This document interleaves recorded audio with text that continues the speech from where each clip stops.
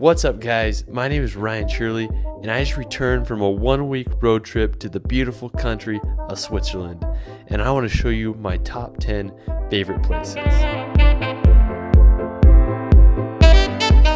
So we're going to start this video off in the beautiful mountains of Appenzell. What I did is I landed in Zurich and I drove an hour to Appenzell. There's this mountain, it's called Fleur Mountain, and it is absolutely beautiful. It reminds me of Cesena in the Italian Dolomites. And anyways, to get there, what I did is I took the gondola from Eppenalp up. It was about $31 round trip. And then from there, I hiked to Chez Fleur, and it took about an hour. And you hike up to this restaurant / lodge. And it's about $45 a night to stay up there. Me and my buddy Danny, we decided to stay up there. It was pretty awesome. And we were able to film the sunset over this beautiful Chez Fleur mountain. I mean, it was incredible. Like one of the coolest sunsets in my life. We were able to whip out the FPV drone. It's not as crowded as other areas in Switzerland, and it's just absolutely beautiful. This lodge was awesome. It was $45 a night. And from the viewpoint, you can see 3 countries. You can see Germany, Liechtenstein, and Austria. And I mean, it was awesome. So I'd highly recommend you visit here. It is just one of the coolest places ever. If you're not staying in the lodge, make sure you make it back by 7 to the gondola so you can take a ride down. Also in the area, there's a beautiful lake. You can visit one of the most beautiful restaurants in the world that's located in the side of a freaking cave. I didn't go there because I didn't have time, but if you're in Appenzell, you might as well. So anyways, that is it for Appenzell.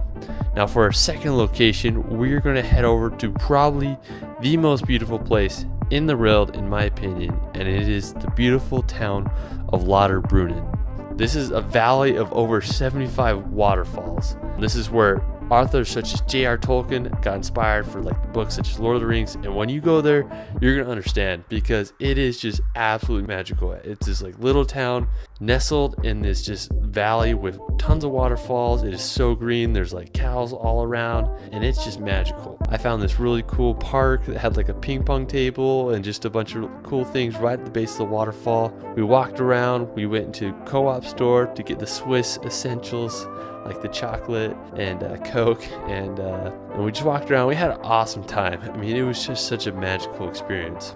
So if you are in Switzerland, I'd highly recommend you go to Lauterbrunnen because it's gonna blow your mind. After Lauterbrunnen, the next day we made the journey to the top of Europe to the infamous place of Jungfraujoch. I think that's how you say it.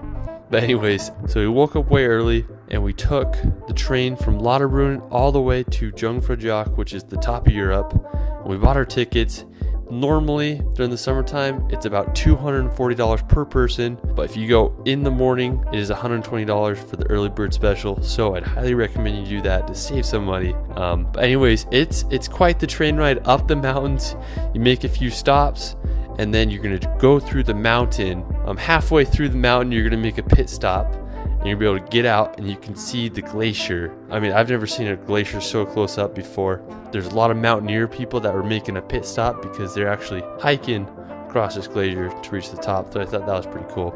But anyways, after that pit stop, you're going to get back on the train and you'll make it up to the top, and you'll get off and you'll walk through a bunch of tunnels. It was a little bit confusing for me. But anyways, we got up to this, it's called like the ice plateau, I think, and we were able to get some really cool shots from there, and there was no one there because we were the first people up on the train, so that was awesome. After, we went to the top of the Jungfraujoch, and we were able to get just awesome views of the whole entire area. There was just this really massive glacier. I mean, it was just absolutely phenomenal. There was a lot of people, which, I mean, it's kind of a downer. After that, we were able to walk in the Glacier Tunnels, and these are just spectacular. It's these tunnels of ice that you're able to walk through, and there's just a lot of ice sculptures. It's just a really surreal experience. You could also walk around outside. We found some other cool places.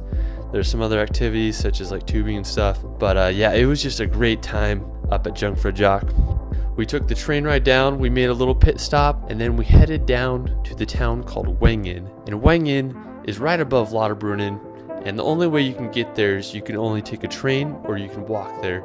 because there are no cars allowed in the city.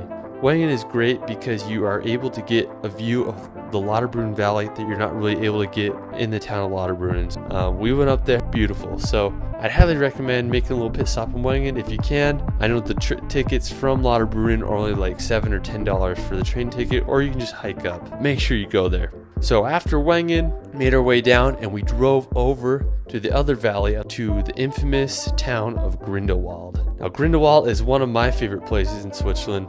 What I love about Grindelwald is the view of Mount Eiger. It is like one of the biggest mountains I've ever seen. It is just massive. I was there about 2 years ago and I hiked to this really crazy peak, able to get some of the coolest drone shots I've ever gotten. I was able to get just brilliant views of Mount Eiger, and also on the other side there were some really cool lakes I was able to film.